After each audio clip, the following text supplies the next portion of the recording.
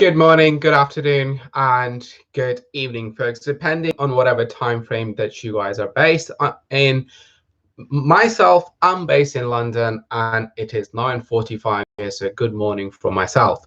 My name is Naeem Aslam. I come with a wealth of 15 years of trading experience. During this time period, I have worked as a hedge fund trader for Bank of New York Mellon and as an equity trader for Bank of America. Currently, I provide services as a chief market analyst to EverTrade. In these particular videos, what we really do is we present you several different opportunities. We discuss fundamentals that are moving the markets. Now, which markets are we talking about? We talk about the equity market, meaning stocks, what is moving them to the upside or to the downside, what is moving commodities such as gold, as many of you really love trading gold and oil.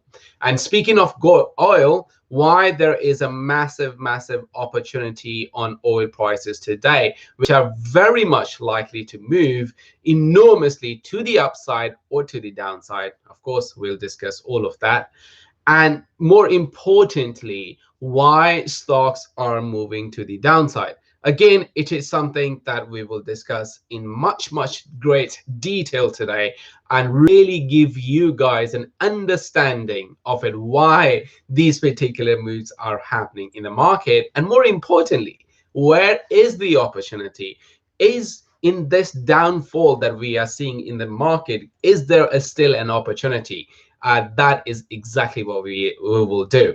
Now, if you guys haven't subscribed to our channel, I'll highly recommend you to do that, because what it does is it gives you guys an opportunity to ask me questions the moment that I go when I go live on this YouTube videos, because otherwise you can put your comments as always under that, and then I'll try to come back to you whenever it's possible. But when you are subscribed, it gives you an opportunity to ask me questions straight away, and I can respond to them immediately, and then gives you a better opportunity to have a much more informed decision. Now, let's handle the first part first, and that is why stocks are moving to the downside. Now, the question that I wanted to ask you guys, are stocks really moving to the downside? Is what we are seeing in the market? Well, the answer to that is perhaps no. Because the stocks are not everything is moving to the downside. Look at your tourism stock, look at your airline stocks, look at your hotel stocks, look at your house builders, look at your banking stocks, look at your energy stocks. What exactly is happening there? Everything is very much in an upward trend. Then why the markets are moving to the downside? That is the crazy question, as always. Well, the markets are moving to the downside because of the tech sector. Speaking of Amazon, speaking of Microsoft, look at Zoom, look at Netflix, look at Alibaba, look at Baidu, look at Tesla. Everything in that tech sector that I've mentioned is very much trading to the downside. And why? There's a lot of concern among investors and traders that, look, now we are returning back to normality, number one, and the valuations are too high. And that is okay, because I don't certainly want to pay that much money for Zoom stock when I know that going into Q4, they do not have a strong subscription model. I like the company. I think it is a great company to have in a portfolio, but not at current prices. I like Tesla, as always, because of course Tesla loves Bitcoin and we love Tesla.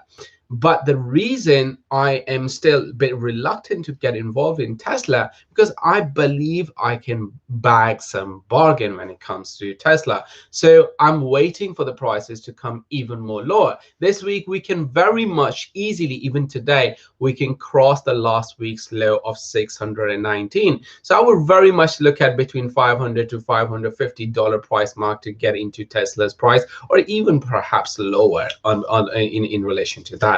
But on the index level, I very much like what is going on with the NASDAQ, or the US Tech 100 index, because pull out the MT4 platform on the daily time frame and plot three different moving averages, 50, 100, and 200.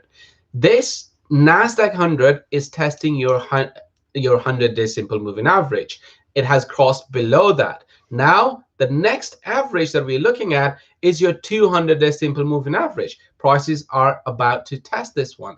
And the moment they come close to your 200-day simple moving average, which is something that institutional traders very much focus on, they buy the market because they believe this is way oversold, and that is where you could possibly also look for an entry point with respect to that. So the current sell-off is a great opportunity to get involved in. And guys, remember, if you like the content, please make sure you hit the like button, because it also helps us on our YouTube channel. And of course, keep subscribing it, because it helps to spread the word at the same time.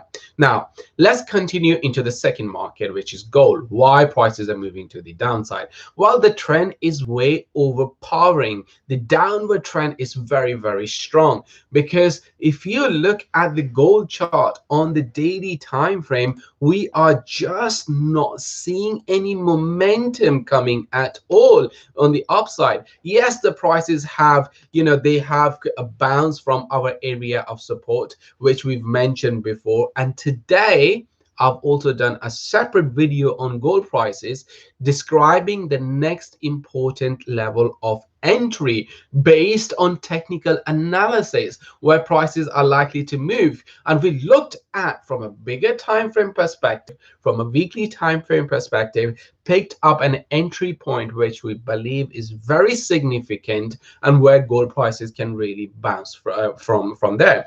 But what is driving the gold price lower? Well, traders are backing up riskier assets, such as the sectors, the one that I told you. The money is flowing into them. They believe that is where the big value is. There is a concern that the Federal Reserve will start to increase interest rates sooner than later. And guys, this is the second time in my career I am seeing this, because I started my career back in 2007 in this particular world of trading. Well, trading, I actually got involved in my university. In 2007, I was working for banks. It being built for a pension trust as a portfolio managers and stuff. So in 2008 and 2010, we saw that taper tantrum coming in, when exactly the same situation happened. Gold made all-time high of 1900, and then it reverted all the way to $1,000.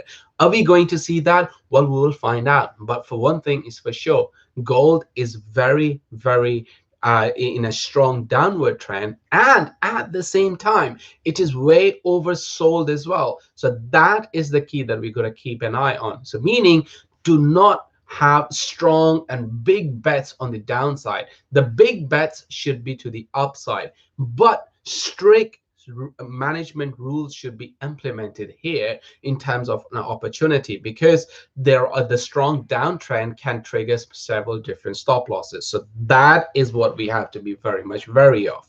Now, finally, in terms of a Bitcoin price, yesterday we did see that massive the bull momentum into the market.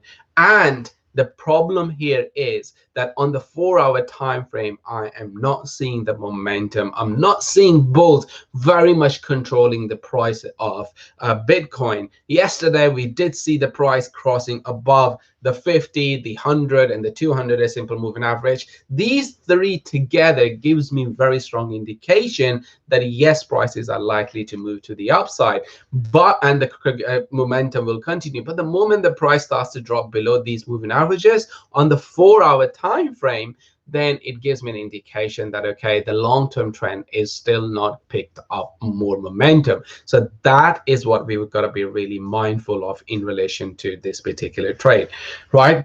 And that's pretty much what we wanted to discuss. If you have any questions in relation to this, or if you wanted to ask more questions, please make sure to comment over here. And as always, feel free to comment, feel free to share, feel free to subscribe to a channel, of course, if you like the content. Otherwise, we'll see you guys tomorrow. Thank you.